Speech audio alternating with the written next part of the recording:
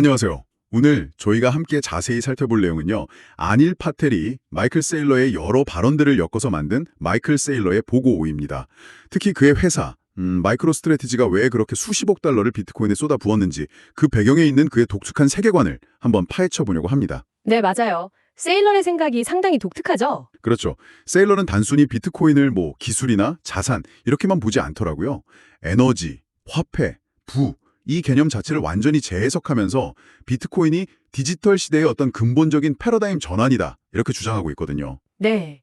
굉장히 거시적인 관점이죠? 네, 그래서 이번 시간에는 세일러의 핵심 주장하고 그 논리가 뭔지, 특히 그가 비트코인을 스탠다드 오일 같은 과거의 역사적 혁신과 어떻게 연결짓는지 이걸 좀 명확하게 이해하는 게 목표입니다. 준비되셨나요? 그럼 세일러의 생각 속으로 함께 들어가 보시죠. 먼저 세일러라는 인물의 배경을 좀 봐야 할 것 같아요. MIT에서 항공우주공학이란 또 과학사를 공부했다는 점이 좀 흥미로운데요. 네, 그렇죠. 공학도이면서 역사에도 조예가 깊다는 게 중요하죠. 이런 배경이 그가 세상을 분석하는 틀에 어떤 영향을 줬을까요? 특히 그 존 디 록펠러하고 스탠다드 오일 사례 이걸 자주 언급하면서 에너지의 중요성을 강조하는데 여기서 핵심은 뭘까요? 맞아요. 그의 그 공학적 배경이랑 역사학 배경이 세상을 좀 시스템적으로 그리고 아주 장기적인 패턴 변화의 관점에서 보게 만드는 것 같아요. 세일러는 문명의 발전 자체가 결국 에너지 시스템을 얼마나 효율화하느냐에 달려있다고 봐요. 아, 에너지 시스템의 효율화요. 네, 록펠러 얘기를 꺼내는 것도 그가 단순히 그냥 석유를 판 게 아니잖아요. 원유라는 그 고밀도 에너지를 등유처럼 표준화하고 예측 가능한 성품으로 만들어서 유통시키는 하나의 시스템을 구축했기 때문이라는 거죠. 시스템 구축이요? 그렇죠.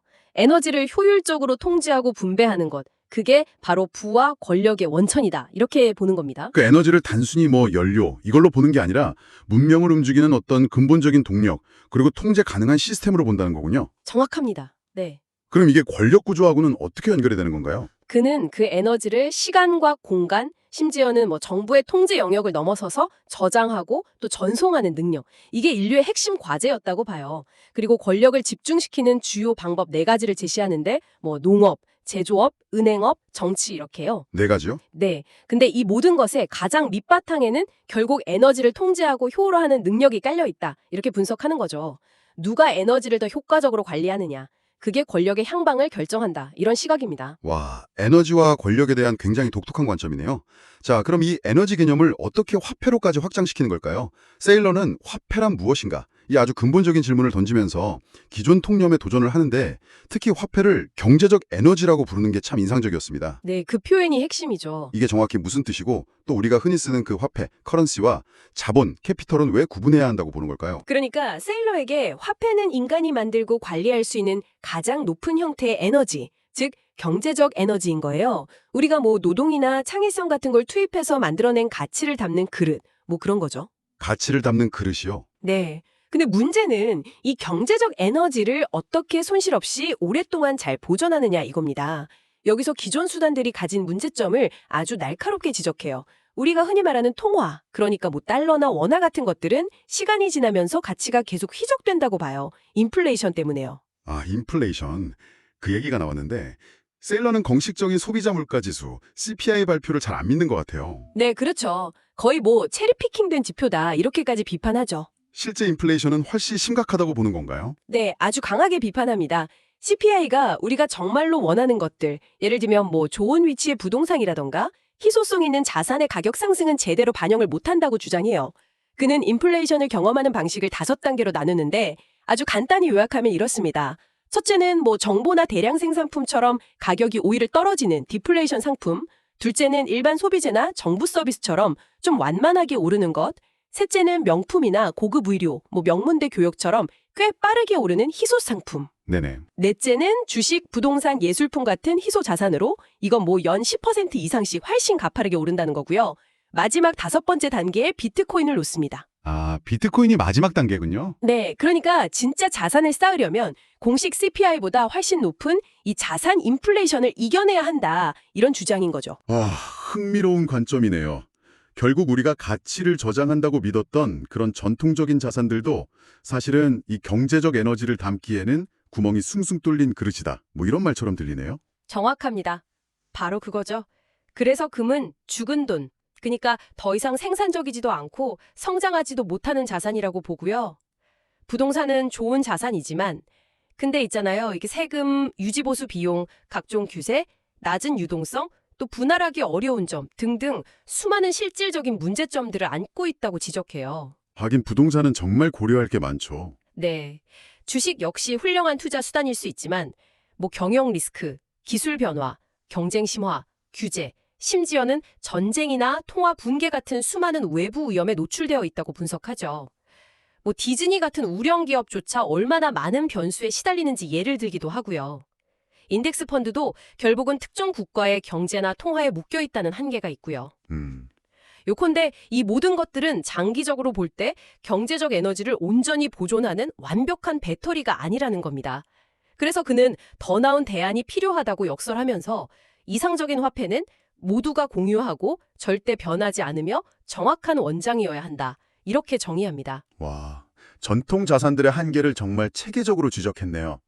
그렇다면 세일러가 제시하는 그 더 나은 배터리, 그 해결책은 역시 비트코인이군요. 네, 그렇죠. 그런데 그는 비트코인을 그냥 암호화폐라고 부르지 않고 설계된 화폐, 인지니어드 머니라고 표현해요.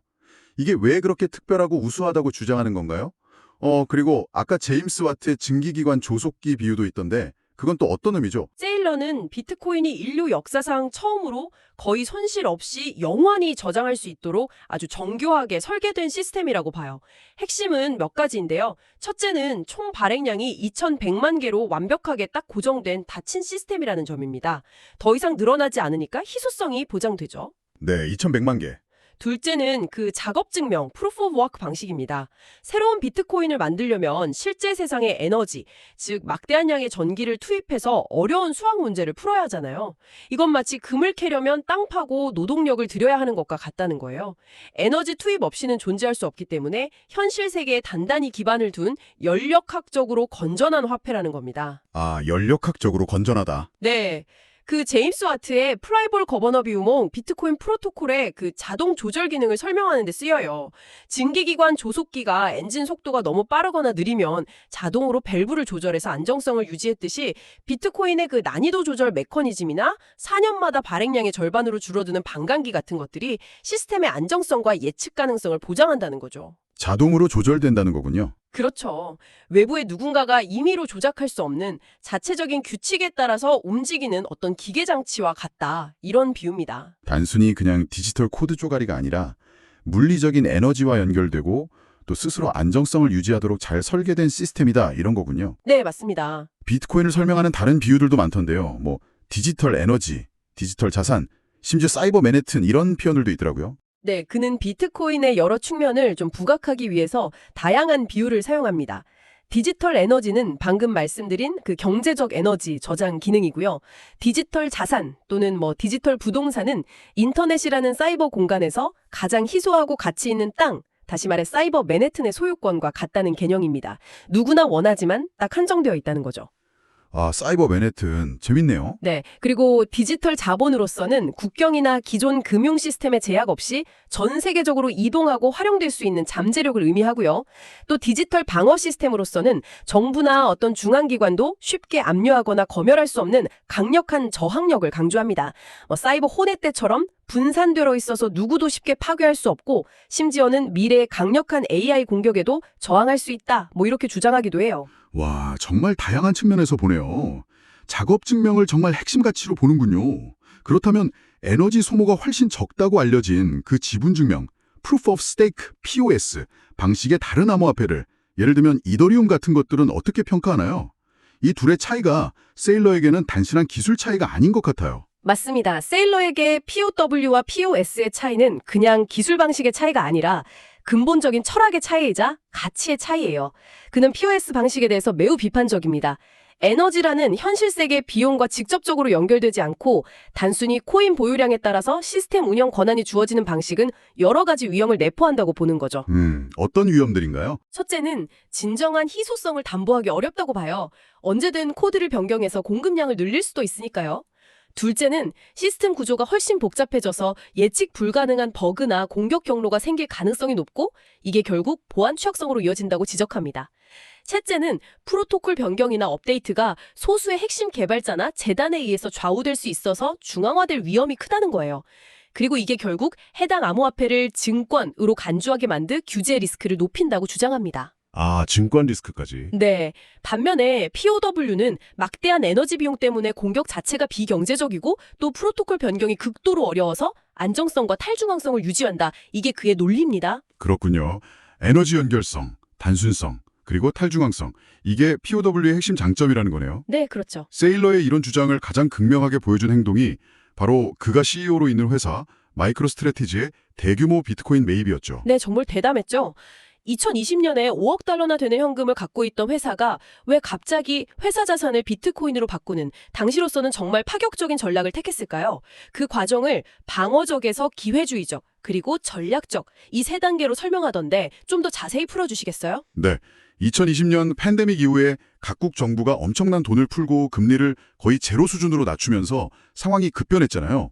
세일러는 이때 현금을 그냥 들고 있는 것이 더 이상 안전한 선택이 아니라 매년 구매력이 15% 이상씩 녹아내리는 위험한 행위라는 걸 깨달았다고 합니다. 15%나요? 네, 그 정도로 심각하게 본 거죠. 당시 마이크로스트래티지가 벌어들이는 수익으로는 이런 실질적인 자산 인플레이션을 도저히 따라잡을 수 없다고 판단한 거예요.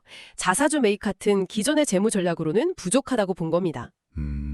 그래서 시작했군요. 네, 그래서 처음에는 회사의 대차대조표, 그러니까 자산을 방어하기 위한 목적으로 보유하고 있던 현금을 비트코인으로 바꾸기 시작했습니다. 이게 방어적 단계예요. 그런데 놀랍게도 비트코인을 샀다고 발표하니까 회사 주가가 폭등하기 시작했어요. 시장이 아주 긍정적으로 반응한 거죠. 와, 시장 반응이 좋았군요. 네, 주가가 오르니까 이걸 담보로 더 낮은 금리의 전환사채 같은 걸 발행해서 자본을 조달하기가 훨씬 쉬워졌습니다.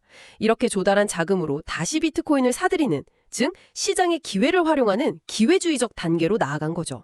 결국에는 비트코인을 최대한 많이 확보하고 장기 보유하는 것 자체가 회사의 가장 중요한 전략적 목표가 된 겁니다.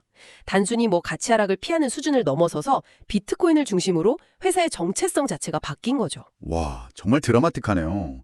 처음엔 방어수단이었는데 시장 반응을 보고 아예 핵심 전략으로 삼아버린 거군요. 오리가 꽥꽥거리면 먹이를 줘라 라든지 비트코인 정유공장 같은 비유도 쓰던데요. 변동성에 대한 시각도 좀 독특하고요. 네, 그 비유들이 재밌죠. 오리가 꽥꽥거리면 먹이를 줘라. Feed the ducks는 월스트리트 격언인데 시장, 오리가 비트코인과 연동된 마이크로스트래티지 주식, 먹이를 원하면서 막 열광 꽥꽥거리니까 그 수요에 맞춰서 자본을 조달해서 비트코인을 더 사줘야 한다. 이런 의미로 사용합니다. 아하. 그리고 비트코인 정유공장 비유는 전통적인 자본시장에서 낮은 비용으로 자금, 원유를 조달해서 이걸 비트코인이라는 고도로 정제된 디지털 자산, 정제유로 바꿔서 주주 가치를 극대화하는 역할을 회사가 한다. 이런 뜻이고요. 비트코인의 그 엄청난 가격 변동성도 그는 위험이 아니라 오히려 기회, 즉 변동성은 활력이다. Volatility is vitality라고 봅니다. 가격이 오르면 자본 조달이 더 쉬워지고 가격이 내리면 더 싸게 매수할 기회가 생긴다는 거죠. 변동성이 활력이라니 대단하네요. 네. 그의 이런 확신은 하버드 비즈니스 스쿨 강연 1화에서도 드러나는데 성공적인 전략을 발표했음에도 불구하고 학생들이 여전히 위험하다, 너무 이례적이다 라면서 기존 관념에 갇혀있는 모습을 보고 좀 패러다임 전환의 어려움을 토로하기도 했다고 합니다. 비트코인 최고점에 샀다 이런 비판에도 전혀 흔들리지 않는 모습이죠. 정말 확고한 신념이네요. 이런 그의 통찰을 21가지 규칙으로 정리하기도 했다는데 이걸 다 살펴볼 수는 없겠지만 그의 철학을 좀 압축적으로 보여주는 핵심적인 규칙 몇 가지만 꼽아본다면 어떤 게 있을까요? 네, 그의 철학을 잘 보여주는 몇 가지 핵심 규칙들이 있습니다. 이게 단순히 투자 팁이라기보다는 비트코인을 대하는 태도에 대한 이야기인데요. 예를 들어서 비트코인을 이해하는 자는 사고, 이해하지 못하는 자는 비판한다. 해시태그 1. 이 규칙은 그의 경험에서 나온 확신을 보여주는 것 같아요. 또 비트코인은 당신이 진정으로 소유할 수 있는 것이다. 해시태그 7은 어떤 중개자나 허가 없이 개인이 완벽하게 통제할 수 있는 자산이라는 점을 강조하는 거죠. 압류나 검열로부터 자유롭다는 의미도 내포하고요. 진정한 소유. 그렇죠. 그리고 모든 사람은 자신이 마땅히 받아야 할 가격의 비트코인을 얻는다. 17. 이 규칙도 좀 곱씹어 볼 만합니다. 너무 일찍 또는 너무 늦게 시장에 진입했다는 후회보다는 각자의 어떤 이해도나 준비 상태에 따라서 결국 자신에게 맞는 시점에 비트코인을 받아들이게 된다. 이런 의미로 해석될 수 있을 것 같아요. 각자의 때가 있다. 네. 그리고 재미있는 건 잃을 여유가 없는 돈으로만 비트코인을 사라. 9는 규칙인데요. 회사 차원에서는 엄청난 레버리지를 일으켰지만 개인 투자자들에게는 오히려 신중하고 장기적인 관점에서 감당 가능한 만큼만 투자하라고 조언하는 거죠. 좀 투기적인 접근을 경계하는 겁니다. 오, 회사 전략과는 다르네요. 개인에게는 또 다른 조언을 하는군요. 그의 그 장기적인 관점을 보여주는 규칙들도 있겠죠? 물론입니다. 당신은 비트코인을 바꾸지 않는다. 비트코인이 당신을 바꾼다. 17. 이 규칙은 비트코인이라는 시스템의 불변성, 그리고 그것이 개인의 어떤 시간 선호도나 소비 습관, 세상을 보는 관점까지 변화시키는 힘을 다지고 있다는 의미 같아요. 그리고 가장 유명한 비트코인을 팔지 마라. 20은 그의 극단적인 장기 보유 철학, 즉 HODL, 홀딩, 존버 정신을 그대로 보여주죠. 네, 팔지 마라. 마지막으로 미움이 아닌 사랑으로 비트코인을 전파하라. 21는 비트코인 커뮤니티가 가져야 할 태도에 대한 제언입니다. 비판자들과 막 싸우기보다는 긍정적이고 교육적인 방식으로 비트코인의 가치를 알려야 한다. 이런 거죠. 마음가짐에 대한 조언이네요. 어람을 가진 현재 금융 시스템을 대체하거나 혹은 보완할 수 있는 패러다임 전환 그 자체로 보는 거죠. 돈을 고치면 세상의 절반을 고칠 수 있다는 그의 말처럼요. 와, 그의 트위터 프로필 사진인 그 레이저 아이 밈이나 비트코인이 다른 모든 것보다 21년 앞서 있다는 식의 표현들은 이런 깊은 확신을 상징적으로 보여주는 것 같습니다. 그는 비트코인 생태계가 성장하려면 지지자들이 긍정적이고 건설적인 자세로 더 많은 사람들의 마음과 정신을 얻어야 한다고 강조합니다. 오늘 안일 파텔이 정리한 마이클 세일러의 보고를 통해서 마이클 세일러라는 인물을 비트코인을 에너지, 화폐, 자산의 미래로 어떻게 바라보는지 정말 깊숙이 들여다본 것 같습니다. 단순히 기술적인 우위를 넘어서서 에너지 보존 법칙에서 출발해서 화폐의 본질과 기존 자산의 한계를 거쳐서 디지털 시대에 맞는 근본적으로 새로운 시스템이라고 주장하는 그의 논리가 상당히 정교하고 또 일관성이 있다는 느낌을 받았습니다. 그렇죠. 세일러의 프레임워크, 그러니까 비트코인이 정말로 우수한 경제적 에너지 저장고이자 미래 경제의 디지털 기반함이라는 그 주장이 만약 맞는다면 우리가 지금 당연하게 여기는 어떤 금융 시스템이나 자산 개념이 가장 먼저 낡은 것이 될까요? 그러게요. 어떤 게 바뀔까요? 그가 말하는 사이버 맨해튼은 단순히 가상부동산을 넘어서 미래의 부의 저장이나 이전 방식의 어떤 근본적인 변화를 가져올까요? 세일러의 분석은 비트코인 자체에 대한 찬반을 떠나서 돈과 가치에 대한 우리의 기존 관념에 대해서 참 많은 질문을 던지게 만드는 것 같습니다. 네, 생각해 볼 거리가 많네요. 오늘 다룬 내용 외에도 아니엘 파텔의 책이나 세일러의 인터뷰를 직접 찾아보시면 더 흥미로운 지점들을 발견하실 수 있을 겁니다.